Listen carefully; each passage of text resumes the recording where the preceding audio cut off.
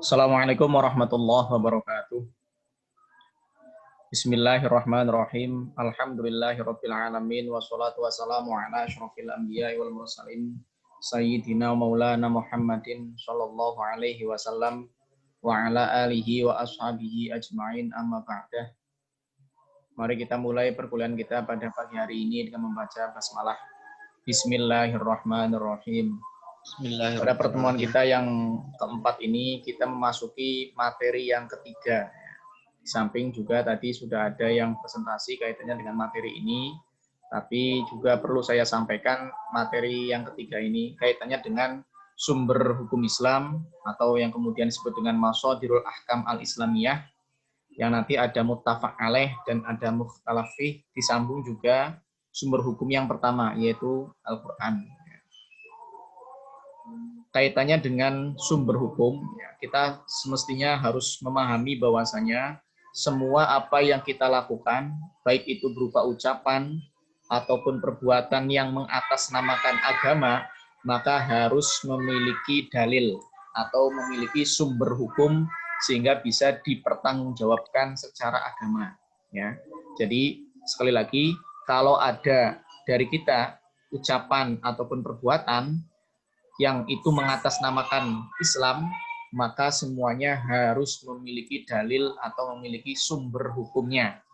Kalau tidak, maka sesuatu itu bukan dikatakan berasal dari agama.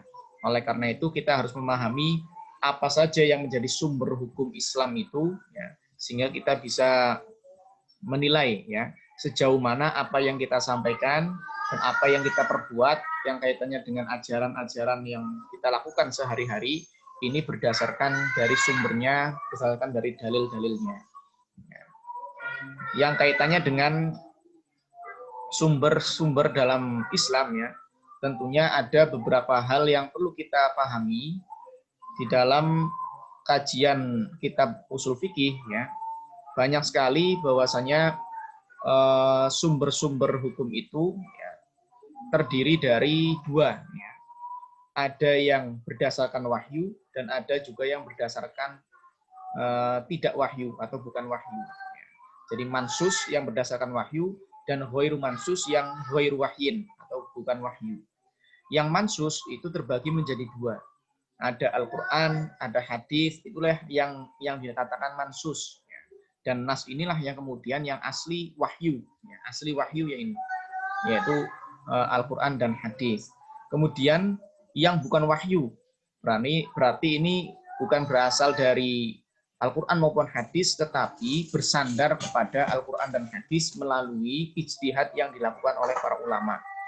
Nah, dari yang bukan wahyu ini ada dua, ada yang muttafaq alaih dan ada yang mukhtalaf fih.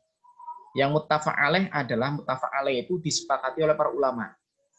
Jadi dalil ini disepakati oleh para ulama, memang bukan Al-Quran dan hadis, tetapi disepakati oleh para ulama, yaitu ijma' dan qiyas. Oleh karena itu Imam Syafi'i itu hanya mentok ketika menyebutkan dalil itu hanya di posisi 4 ya, Al-Quran, hadis, ijma' dan qiyas. Itu ketika Imam Syafi'i menyampaikan dalilnya itu ya cuma 4 itu, Al-Quran, hadis, ijma' dan qiyas. Imam Syafi'i belum setuju, belum mau menggunakan dalil-dalil yang sifatnya mukhtalaf fih, yang masih diperselisihkan oleh para ulama. Ya. Jadi totalnya kalau mazhab Syafi'i, ya, sumber-sumber hukum Islamnya itu 4, Al-Quran, hadis sebagai sumber yang berdasarkan wahyu, dan ijma' dan qiyas sebagai sumber yang selain wahyu. Sementara ulama-ulama yang lain, ya, ada yang menggunakan istisan, maslahah mursalah, qaulus sahabi, muraf, sadu dzari'ah, istishab, syara'u man qablana. Nah, ini yang kemudian merupakan bagian dari sumber hukum atau dalil hukum Islam yang itu sifatnya masih diperselisihkan oleh para ulama. Ada beberapa ulama yang setuju, ada juga yang tidak setuju. Termasuk Imam Syafi'i cukup berhati-hati dalam mengambil keputusan kaitannya dengan sumber hukum. Yaitu beliau hanya memilih yang dalil atau sumber hukum yang kaitannya dengan yang sudah disepakati oleh para ulama. Kita masuk pada dalil yang pertama, ya. Kaitannya dengan dalil yang pertama, yaitu tentang Al-Quran. Kita tahu bahwasanya Al-Quran itu adalah merupakan sumber utama dalam ajaran Islam atau sumber hukum Islam yang utama. Yaitu yang pengertiannya adalah kalamullah, kitab Allah yang diturunkan kepada Nabi Muhammad dalam bentuk berupa bahasa Arab. Ya, sehingga ketika membaca Al-Quran dengan terjemah itu tidak berarti membaca Al-Quran. Ya. Jadi walaupun itu artinya itu sama kayak Al-Quran, misalkan gitu ya, terjemah bahasa Indonesia, kita membacanya, itu bukan Al-Quran itu sebenarnya. Makanya kalau misalkan ada yang mengatakan berdasarkan Al-Quran yang terjemahnya, nah gitu. Jadi disebutkan terjemahnya, bukan kemudian di dalam surat Al-Fatihah misalkan gitu ya, disebutkan bahwasanya segala puji bagi Allah yang merajai seluruh alam. Nah, itu berarti bukan surat Al-Fatihah, itu terjemahnya. Jadi penyebutannya harus ada terjemahnya. Karena yang namanya Al-Quran itu adalah bentuk bahasa Arab. Yang kemudian sampai kepada kita secara mutawatir. Mutawatir itu banyaknya yang meriwayatkan. Ya. Makanya hadis itu kan termasuk bagian dari hadis sahih itu ketika kekuatan sahihnya kuat, itu ketika mutawatir. Perawinya itu mutawatir. Periwayatannya itu mutawatir. Terus-menerus di-share bahasanya gitu ya. Kalau sekarangnya itu terus-menerus di-share yang pada akhirnya orang mengakui bahwa itu sebuah kebenaran. Karena seringnya di-share, seringnya diberitakan gitu. Sehingga mengakibatkan sesuatu itu menjadi kuat. Bahkan kalau sekarang sesuatu yang awalnya hoax, tetapi karena banyaknya orang yang meriwayatkan, ya banyak yang di-share, kemudian sering sekali diberitakan, ya, itu lama-kelamaan menjadi berita yang benar, padahal awalnya hoax. Ya. Ini kekuatan mutawatir itu seperti itu. Sehingga Al-Quran pun juga sama, sampai ke kita itu dengan cara mutawatir. Banyak yang kemudian meriwayatkan bacaan-bacaan Al-Quran. Kalau sekarang sudah ditulis dalam mushaf, ya, dimulai dengan surat Al-Fatihah dan diakhiri dengan surat An-Nas. Membacanya berfungsi sebagai ibadah, membaca. Tapi bacaan yang dalam bahasa Arab ya, walaupun tidak tahu artinya, tapi dengan bacaan bahasa Arab itu kita sudah mendapatkan bernilai ibadah atau mendapatkan pahala dari bacaan Al-Quran. Dan Al-Quran juga sebagai mukjizat Nabi Muhammad dan sebagai hidayah atau petunjuk bagi umat manusia.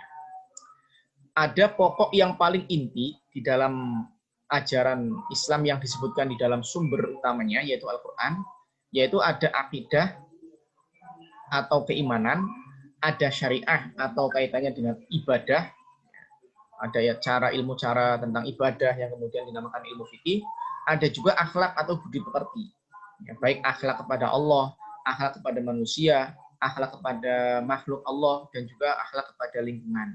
Ya, ini pengelompokan besar ya. Tapi sebenarnya ya kalau dirinci ya lebih banyak lagi karena ada beberapa kisah-kisah para nabi, ada perumpamaan-perumpamaan, misalkan ada contoh yang digambarkan oleh hewan lebah, semut, dan lain sebagainya itu di Al-Quran disebutkan. Tetapi yang paling inti, yang paling pokok dalam sebagai sumber utamanya itu adalah tentang akidah, syariah, dan juga akhlak. Oleh karena itu kalau kita gambarkan, ya, berarti di dalam Al-Quran itu pokoknya yang paling inti ya adalah al-aqidah, keyakinan atau keimanan. Ini mayoritas ayat-ayat ini ada di Makkiyah ya, ayat Makkiyah.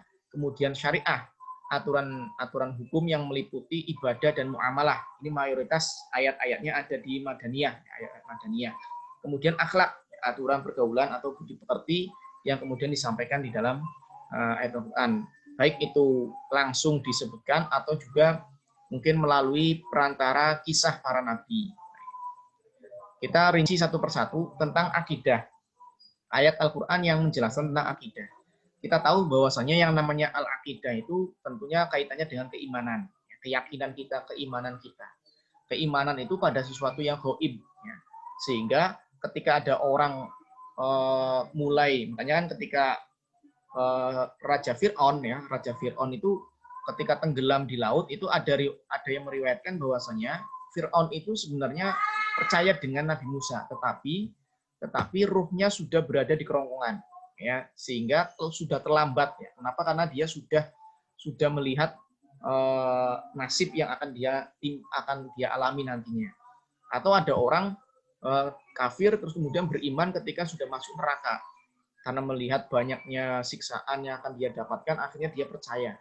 Nah, kepercayaan ini karena sudah melihat itu tidak dikatakan iman. Ya. Jadi iman itu adalah sesuatu yang kepercayaan yang sifatnya masih gaib. Ya, kita percaya kepada Allah, kita percaya pada yang secara kasat mata itu tidak bisa dilihat. Itu namanya keimanan secara bahasa ya tentunya. Nah, dari keimanan ini kalau dalam pengertiannya al-aqidah al-islamiyah itu ada 3 unsur yang harus dipenuhi agar al-aqidah al-islamiyah itu berjalan dengan maksimal. Ya.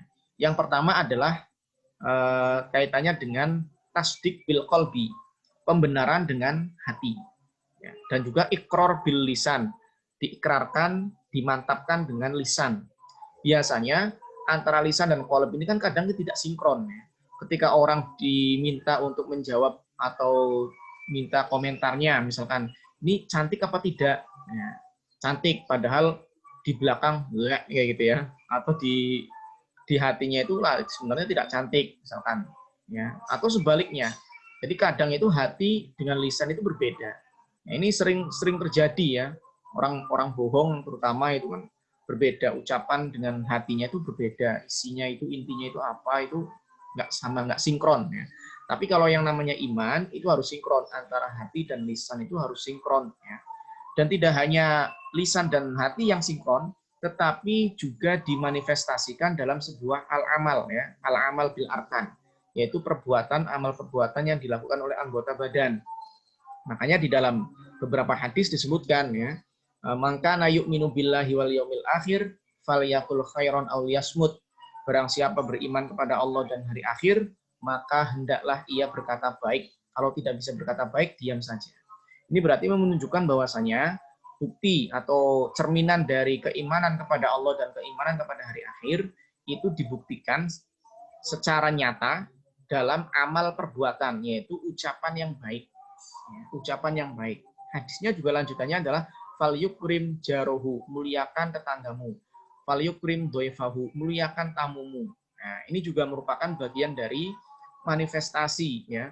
Sebuah keimanan itu tidak hanya tasdik bil qalbi, ikrar bil lisan, tetapi juga al-amal bil arkan, yaitu perbuatan yang dilakukan oleh anggota badan kita. Ya, semuanya, ya, apakah lisan, apakah mata, apakah tangan dan lain sebagainya. Kaitannya dengan keimanan ini di dalam kitab Kasyifatus Saja, tengahnya kitab Safinah ya, Kasyifatus Saja itu tengahnya kitab Safinah, itu ada penyebutan yang disampaikan oleh Syekh Nawawi Al-Bantani, ada penyebutan 5 tingkatan keimanan. Ada iman taklid, ada iman ilm, ada iman ayan, ada iman hak, ada iman hakikat. Ini sebenarnya kalau dibahas ini ada di ilmu kalam ya, atau mata kuliah ilmu kalam, atau mata kuliah ilmu teologi atau ilmu tauhid ya, mestinya. Tapi saya sedikit menyampaikan bahwa ada tingkatan 5 tingkatan keimanan. Iman taklid, iman yang hanya percaya pada ucapan orang lain, dia sendiri tidak punya dalil apa-apa. Ya, kemudian ada iman ilm. Iman ilm ini sudah mulai mengetahui gambaran-gambaran keilmuannya. Ya. Kemudian ada iman ayan. Iman ayan ini sudah mengenal Allah dengan hatinya itu selalu dimonitoring. Iman ini yang pada akhirnya bisa ada simbol ya, la ilaha illallah. Kalau yang iman ilm itu la ilaha illallah. Kemudian ada iman hak yang dengan gambaran la ilaha illa anta. Dan iman hakikat ini yang paling puncak dan tidak semua orang yang bisa mencapai ini, kecuali beberapa orang yang memang tingkatan-tingkatan tertentu ya, sehingga bisa mencapai pada tingkatan yang semacam ini. Nah, itu. Kemudian kaitannya dengan al-ihsan ya, kaitannya dengan apa? Penambahan iman Islam kemudian ada ihsan, ini sebagai trilogi dalam ajaran agama Islam, bahwasanya Islam itu terdiri dari kesempurnaannya, terdiri dari keimanan, dari tingkat keislaman gitu ya. Ya benar ini.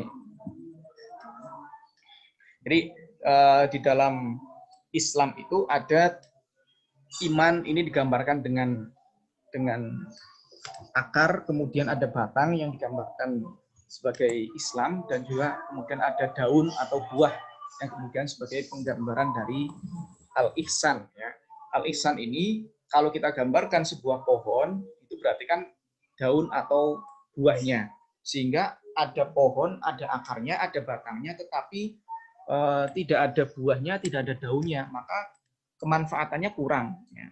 kemungkinan besar kalau itu mengganggu malah jadinya ditebang. Tapi kalau kemudian daunnya rindang, buahnya berbuah manis dan enak, maka nggak mungkin pohon itu kemudian tidak bermanfaat itu.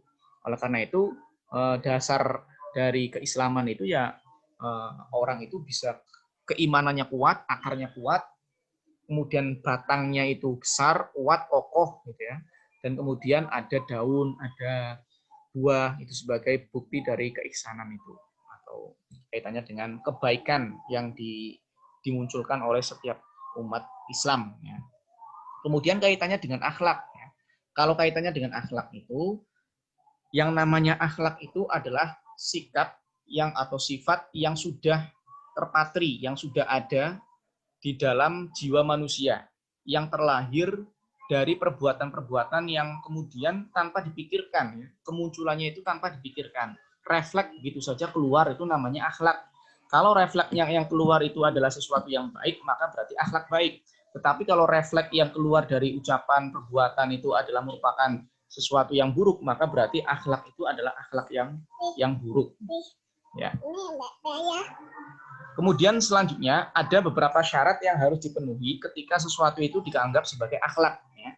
Syarat-syarat yang harus dipenuhi adalah ada 3 ya, yang harus dipenuhi sehingga sesuatu itu disebut dengan akhlak. Yang pertama, perbuatan itu dilakukan secara berulang-ulang. Ya. Jadi kalau cuma sesekali saja, maka sesuatu itu tidak dikatakan akhlak. Jadi pertama, sesuatu itu harus dilakukan secara berulang-ulang. Kemudian yang kedua, sesuatu yang dilakukan itu adalah merupakan sesuatu yang muncul dengan tiba-tiba. Dalam artian tidak terpikirkan, ya, tapi refleks.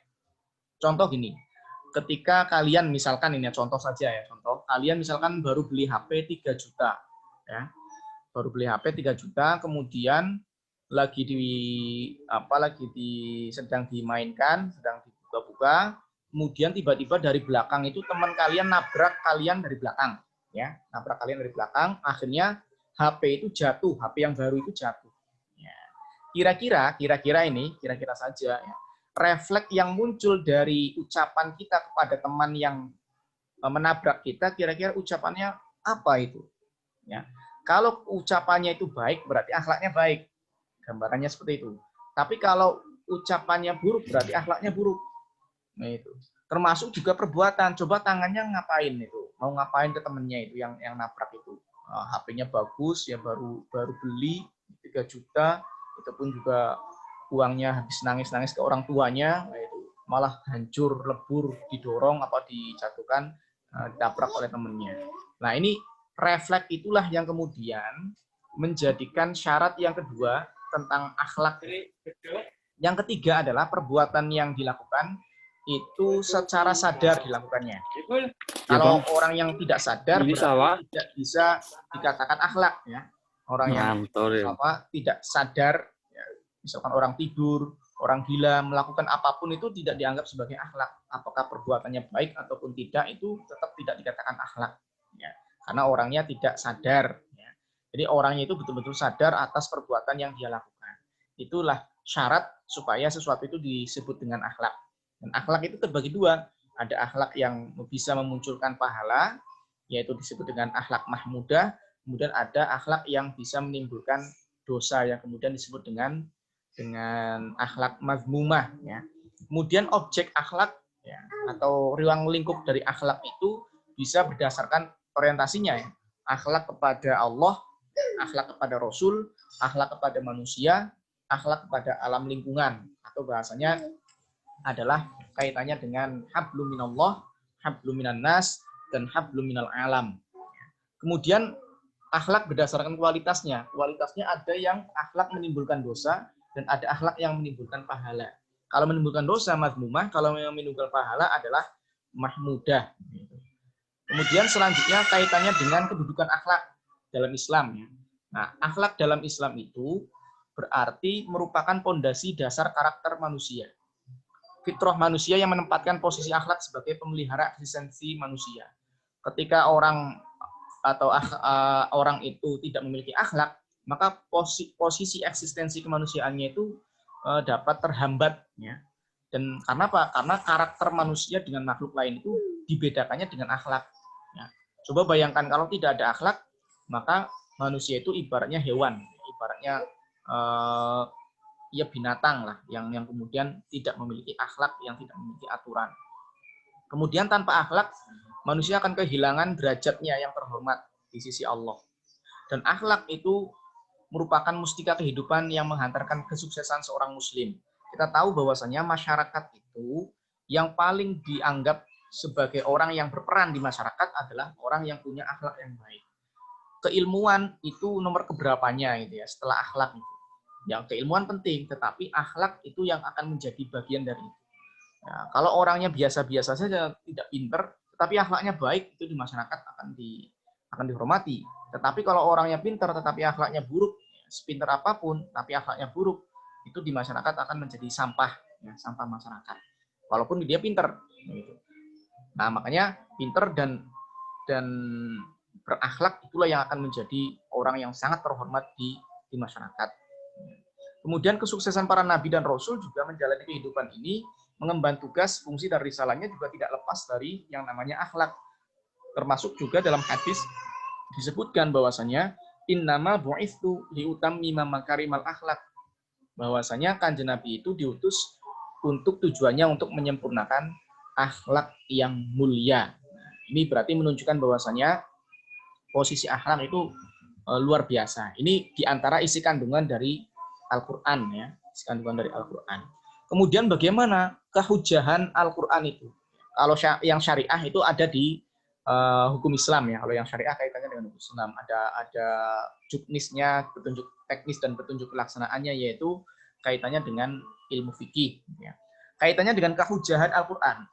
Bagaimana, sejauh mana sih Al-Quran itu bisa dikatakan sebagai dalil, itu sejauh mana? Nah, sejauh bahwasannya tentunya Al-Quran itu layak menjadi dalil syar'i karena memang Al-Quran adalah kalamullah. Kita ini kan Islam itu, ya, agama Islam itu adalah agama yang berasal dari Allah. Sehingga Al-Quran yang merupakan wahyu Allah, kalamullah, itulah yang merupakan bagian dari dalil bahwasanya Al-Quran itu layak untuk dijadikan, sangat layak sekali untuk dijadikan sebagai hujjah, sebagai dalil dalam ajaran-ajaran Islam itu sendiri. Apalagi kalau kita lihat kalamullah itu, firman-Nya Allah itu kan luar biasa, ya, dan tidak bisa dipahami dengan sederhana, ya, kalamullah itu. Ya, kita gambarkan sajalah tokek, ya. Tokek itu kan kalau ada suara tokek 5 kali, kira-kira kita memahami apa tidak maksud dari tokek bersuara 5 kali itu. Tentunya kita akan kesulitan memahami 5 kali suara yang disampaikan oleh tokek itu apa maksudnya, keinginannya apa. Nah, tiba-tiba ada lagi suara tokek kok 10 kali. Kira-kira tujuannya apa? Keinginannya apa? Ya. Apa yang ia inginkan? Apa yang dia maksud dari suaranya itu? Kita nggak memahami, padahal tokek itu adalah makhluk Allah yang kecil. Ya, kecil, tidak berakal, kita saja nggak tahu. Apalagi kita memahami kalamullah, ya, firman-Nya Allah. Makanya memahami firman-Nya Allah tidak kemudian serampangan. Ya. Harus berdasarkan ilmu. Itu pun juga para ulama ahli tafsir ketika menafsiri Al-Quran itu selalu diakhiri dengan wallahu a'lam bishawab. Karena sejatinya yang kehendak yang diinginkan dalam isi kandungan Al-Quran itu adalah semuanya Allah, ya, kehendaknya Allah. Kita hanya menafsiri saja, ya. Kita hanya memaknai saja. Itu pun belum tentu sesuai dengan apa yang diinginkan oleh Allah. Kemudian bukti Al-Quran itu sebagai wahyu apa? Yaitu bisa dibuktikan dengan dalil nakli. Dalil nakli itu dalil yang berasal dari Al-Quran maupun hadis. Ada banyak ayat Al-Quran atau juga hadis yang menyebutkan bahwasanya Al-Quran itu adalah sebagai wahyu Allah. Ya, inna anzalnahu, ya, fi lailatul qadar. Itu kan ayat Al-Qurannya. Saya menurunkan Al-Quran itu di Lailatul Qadar. Dan banyak sekali ayat-ayat yang sejenisnya yang mengatakan bahwa Al-Quran itu berdasarkan dari Allah yang diturunkan kepada Nabi Muhammad. Kemudian kalau secara akli, jadi dalil itu ada nakli, ada akli. Ya. Dalil nakli itu berasal dari Quran dan hadis, kalau akli itu berasal dari logika kita. Nah, dari logika itu, ya, berdasarkan wahyu, bagaimana supaya Al-Quran itu dikatakan sebagai wahyu itu, Al-Quran itu kan berbahasa Arab. Maka bisa kemungkinan seseorang atau pihak yang punya bahasa Arab itu siapa? Yang pertama orang Arab. Ya, punya bahasa Arab itu orang Arab. Yang kedua Rasulullah. Ya, sekaligus sebagai utusan Allah dan sekaligus juga sebagai orang Arab. Kemudian Al-Quran itu dari Allah. Nah, ini tiga kemungkinan ini bisa muncul ya, karena Al-Quran itu bahasa Arab sehingga orang Arab, bahkan ada orang ya saking mengatakan bahwa bahasa Arab itu adalah bahasa Islam ya, sampai kemudian ada tulisan-tulisan yang sekiranya itu berbahasa Arab itu dikiranya Quran. Karena apa? Karena berbahasa Arabnya itu ya. Bahkan saya pernah menemukan ada status ternyata itu doanya pendeta yang berbahasa Arab ya. Tapi di bawahnya komentarnya itu amin ya Allah, amin ya mujibas sa'ilin, amin ya rabbal alamin gitu. Ini berarti menunjukkan bahwasanya dengan bahasa Arab itu membuat orang itu percaya bahwa itu adalah merupakan bahasa Islam. Padahal tidak semua bahasa Arab itu kan, bahkan orang Arab sendiri kan ada yang kemudian agamanya Nasrani, ada yang agamanya Yahudi, tapi pinter bahasa Arab. Bukan berarti kemudian menjadi orang yang Islam atau bahasanya ungkapannya itu adalah ungkapan Islam karena dengan bahasa Arab ya. Sehingga ada kemungkinan ini dari orang Arab. Kemudian ada dari Rasul ya. Kemudian dari Allah sendiri. Ya, kita masuki satu persatu ini kehujahan Al-Qur'an yang kemungkinan pertama dari orang Arab. Jelas itu batil. Jelas itu salah. Kalau Al-Qur'an itu berasal dari orang Arab itu salah. Ya. Karena orang Arab telah ditantang dari dalam Al-Qur'an untuk mendatangkan semisal Al-Qur'an. Ada yang kemudian semisal ayat Al-Qur'an, ada yang surat Al-Qur'an, ada yang juga semua Al-Qur'an. Kemudian dalam ayat Al-Qur'an misalkan gini, wa in kuntum fi raibim mimma nazzalna ala abdina fa'tu bi suratin min mithlih. Ya. Kalau kalian masih meragukan apa yang diturunkan oleh Allah melalui Kanjeng Nabi, ya, apa saja yang diturunkan oleh Allah kepada Kanjeng Nabi masih diragukan, maka silakan fa'tu bi suratin min mithlih. Datangkan surat yang sama seperti Al-Qur'an yang saya turunkan kepada Nabi. Silakan. Ternyata kan fa'ilam taf'alu walan taf'alu, ya. Tidak bisa melakukannya dan tidak akan bisa mampu melakukan menandinginya itu. Oleh karena itu tidak mungkinlah Al-Qur'an berasal dari orang Arab. Kemudian kemungkinan yang kedua, apakah berasal dari Rasulullah? Itu juga salah. Kenapa? Karena ada ayat Al-Qur'an, wa ma yantiqu 'anil hawa in huwa illa wahyu yuha. Apapun yang dikatakan oleh Kanjeng Nabi itu tidak lain adalah merupakan wahyu. Ini juga menunjukkan bahwasanya Al-Qur'an itu adalah merupakan bukan bikinan dari Kanjeng Nabi. Bahkan di dalam doa ya disampaikan oleh Imam Ghazali itu kan disebutkan wa sallallahu ala sayyidina Muhammadin nabiyil ummi. Jadi Kanjeng Nabi itu ada al-ummi. Kalau dalam bahasanya al-ummi itu tidak bisa baca tulis karena masih berada di gendongan ibunya. Itu ibaratnya masih anak kecil lah, belum bisa apa-apa. Ya, hanya bisa diarahkan oleh wahyu, hanya bisa diarahkan oleh Allah begitu. Sehingga sangat besar kemungkinan bahwa Al-Quran itu bukan bikinannya Kanjeng Nabi. Nah, itu sehingga kemungkinan itu ditiadakan. Nah, yang terakhir, yang ketiga, kemungkinan ketiga, inilah kemungkinan yang paling benar. Karena setelah kemungkinan pertama dan kedua tidak bisa dibuktikan kebenarannya, malah justru jadinya batil, maka berarti kemungkinan yang ketiga adalah yang benar. Kemungkinan itu jelas itu sudah dijelaskan di dalam ayat Al-Quran ya. Nah, di antaranya yang tadi saya sampaikan inna anzalnahu fi lailatul qadar ya. Dan macam banyak sekali di antaranya Quran surah Fussilat ayat 42 juga menerangkan Al-Qur'an itu diturunkan oleh Allah. Nah, ini berarti kehujahan Al-Qur'an. Kemudian kaitannya dengan kandungan hukum ya, di dalam ayat Al-Qur'an, sejauh mana hukum-hukum yang disebutkan di dalam ayat Al-Qur'an. Semua aspek hukum ya dan seluruh aspek kehidupan manusia semuanya ada di dalam ayat Al-Qur'an. Ya, misalkan macam-macam hukum ini kaitannya dengan hukum. Ada hukum yang mengatur hubungan Allah dengan manusia. Ada ayat Al-Qur'an tentang akidah. Ada ayat Al-Qur'an tentang ibadah, yaitu sholat, zakat, haji dan lain sebagainya. Yang intinya adalah hubungan antara Allah dengan manusia, antara manusia dengan Allah, hablum minallah, ya, hubungan dengan Allahnya. Kemudian ada hukum yang mengatur hubungan manusia dengan dirinya sendiri. Ada hukum makanan, pakaian, ya, ada juga akhlak, ya, haram berdusta, dan lain sebagainya yang kaitannya dengan hubungan manusia dengan dirinya sendiri, yang fokus dengan dirinya. Kemudian ada juga hukum yang mengatur manusia dengan manusia yang lainnya. Ada hukum pemerintahan, ya, ada hukum kewajiban menegakkan hukum Allah, kayak gitu ya. Yang kemudian tentunya ini harus dimaknai secara lengkap ya, jangan sampai kemudian dimaknai secara parsial ya. Kenapa? Karena kalau misalkan pemerintahan Islam itu memang disebut dengan khilafah, tetapi bukan yang kemudian diusung oleh kekhilafan yang sekarang ya. Khilafah yang disebutkan itu adalah pemerintahan yang didasarkan atas dasar Islami.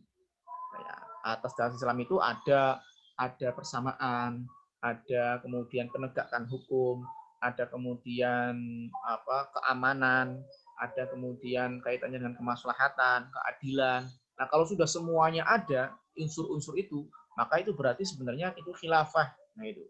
Cuma orang memahami khilafah itu dengan bahasa Arab ya, seperti khalifah, rajanya dipilih secara yang dulu. Nah, sekarang itu kan sudah tidak lagi, bahkan kalau pemilihan, kaitannya dengan pemilihan itu diserahkan ke masing-masing kondisi dan situasi dan kondisi.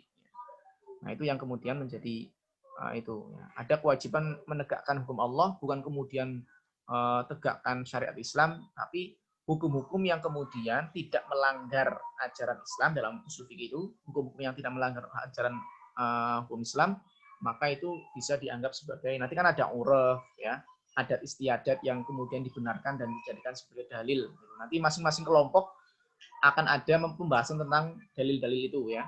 Ada maslahah mursalah, kemudian istihsan, ada uruf, ada istishab dan lain sebagainya. Masing-masing kelompok akan mendapatkan itu tugas makalahnya masing-masing. Sehingga khusus untuk kelompok satu ini kaitannya dengan pembahasan memetakan mana mashadirul agama Islamnya, kemudian mana yang kemudian menjadi aturan hukum utama, yaitu Al-Quran gitu ya. Kemudian yang terakhir kaitannya dengan misalkan kewajiban pemerintahan Islam berbuat adil, ya. Kewajiban rakyat mentaati pemerintahan Islam, ya, ulil amri. Kemudian ada hukum sistem ekonomi Islam, misalkan ya. Jadi bahasanya sebenarnya bukan hanya sekedar Islam, ekonomi Islam, ekonomi gimana itu ekonomi, asalkan ekonomi itu prakteknya tidak melanggar aturan-aturan Islam, itu sudah ekonomi Islam. Walaupun bahasanya tidak ekonomi Islam, bahasanya tidak Islam, tidak ada Islamnya gitu ya, itu bisa itu ya. Pancasila, wah itu tidak dari Islam, tapi kan isinya Islami ya, isinya itu Islami, ketuhanan yang Maha Esa, kemudian kemanusiaan yang adil dan beradab ya, persatuan Indonesia, rakyatnya yang dipimpin oleh hikmah dan kebijaksanaan dalam permusyawaratan perwakilan, semuanya, kemudian keadilan sosial, semuanya itu bernilai Islami. Jadi tidak kemudian harus ada Islamnya, Pancasila Islam gitu, atau misalkan pakai bahasa Arab, al-asasul khomsah, dasar-dasar 5 ya, Pancasila itu ya. Nah, bukan kemudian seperti itu ya. Yang jelas sesuatu yang baik, yang menjadi bagian dari ajaran Islam ya, itu adalah sesuatu yang memang mendatangkan kemaslahatan dan kemanfaatan, tidak menimbulkan maudorot. Semua itu bisa berdasarkan ajaran Islam. Mungkin itu ya yang dapat saya sampaikan dalam pertemuan kita yang keempat ini. Ya. Silakan nanti untuk pertemuan yang kedua, ya, untuk kelompok yang kedua, bisa dimanfaatkan waktunya. Saya beri waktu, kita itu kan jam 6.45 ya. Nanti sampai 7:30 kita selesai untuk presentasi.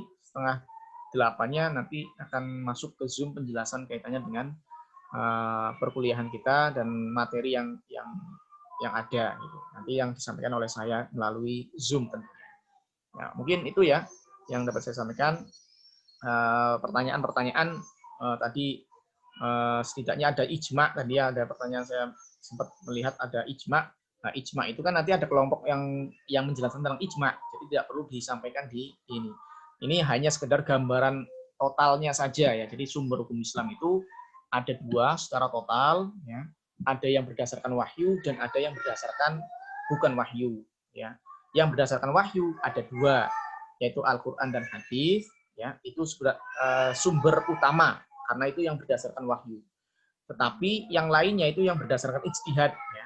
Nanti dibagi 2, ada yang disepakati oleh para ulama yang bukan wahyu itu, dan ada yang masih diperselisihkan oleh para ulama. Yang disepakati oleh para ulama ijma' dan qiyas. Inilah yang menjadi bagian dari apa yang disampaikan oleh Imam Syafi'i. Imam Syafi'i itu memilih hukum, sumber hukum itu 4. Quran, hadis, ijma', dan qiyas. Sisanya itu adalah mukhtalafi. Mukhtalafi itu masih diperselisihkan oleh para ulama. Ada yang setuju dan juga ada yang tidak setuju. Tergantung bagaimana situasi dan kondisi bisa mengambil dari beberapa pendapat para ulama kaitannya dengan sumber hukum.